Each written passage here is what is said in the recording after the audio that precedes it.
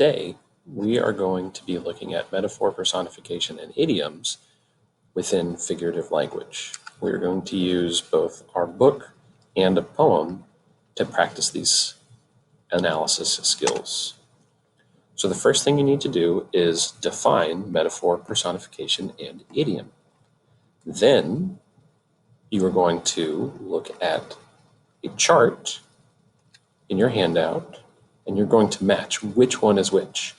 Notice that you can match the letters to the numbers, which are the categories to the phrases, and you can use more than one letter if you think it should be more than one category.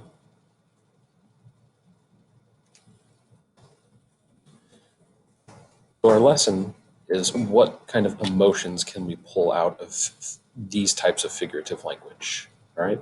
So how do we analyze the figurative language to understand the emotions of characters? Let's look at this example of an idiom, to pull someone's leg. That means to make fun of somebody as a joke.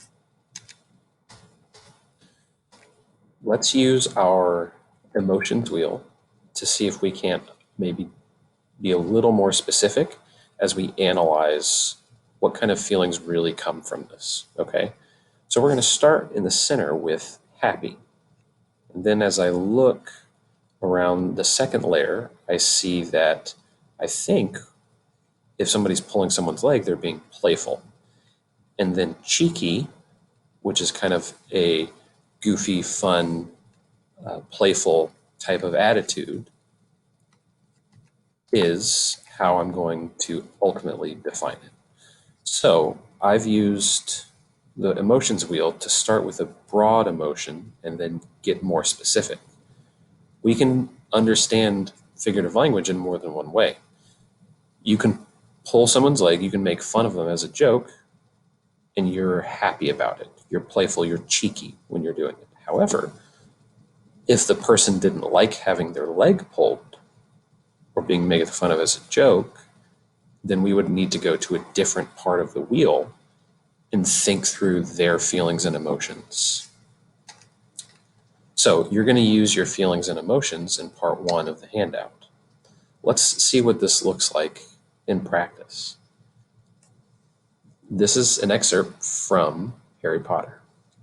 His face was almost completely hidden by a long, shaggy mane of hair and a wild, tangled beard.